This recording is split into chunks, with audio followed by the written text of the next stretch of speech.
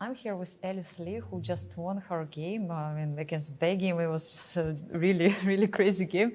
Alice, tell us about it and how actually you managed to do it at the end. Yeah, I thought she surprised me in the opening, but I thought the middle game, it probably was pretty equal. And then when we went to the rook end game, I thought it should be a draw. I was just trying to push some pawns on the king side to make it seem like I was creating threats, but I don't think I actually had any threats. But then when we got into this end game, she just blundered this very strange allowing my f pawn to basically just queen. I'm guessing she thought that I would just there was a moment where after time control I thought it would just be a draw. She played h4. But yeah, there I was actually kind of worried that I might lose if her king comes in, and then I might be getting checkmated if my pawns aren't fast enough.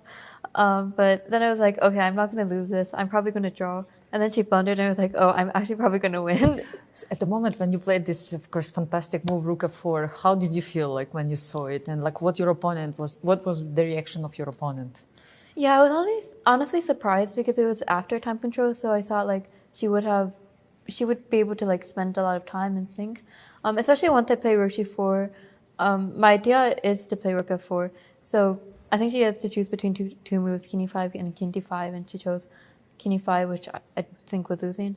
But yeah, once I played rook f4, I was like, okay, I should be winning this. I wasn't sure if I would actually be able to win. Maybe she would have some fortress and the queen, and versus rook and two pawns, but it wasn't. It was okay, I'm not going to lose this, and I'm either going to win or draw, so that's what I was happy about. And then she was spending a lot of time and was like, okay, well, she probably thinks it's losing, so therefore I think that's winning for me. Absolutely, yes. When your opponent spends time, it means it's good news, right? And with this victory, it's of course, you improved your tournament situation as much as you could, and also you brought the victory to your friend Carissa. What do you think about it?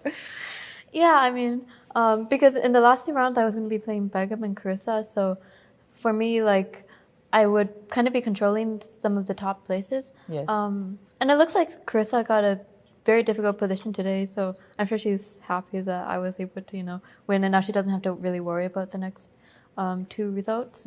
Exactly, and that she plays against you also tomorrow. And did she actually come to your board after you finished? Did she check the result?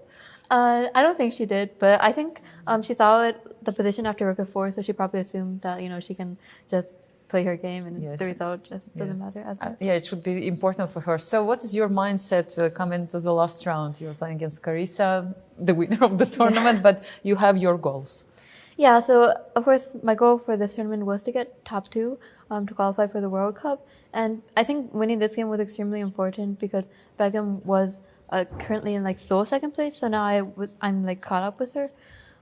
Of course, it would be very difficult for me tomorrow because if I want to clinch a spot, then I probably have to win with black, and that's not easy. But I'll just try to go into the game and try to play a good game and enjoy the last round. Absolutely. We're looking forward to the last round. It's going to be really tense and interesting. All the best of luck for you, Alice. Thank you. And we come back to the studio. Thank you, Anastasiya. And again, congratulations for yesterday's victory over Begum. That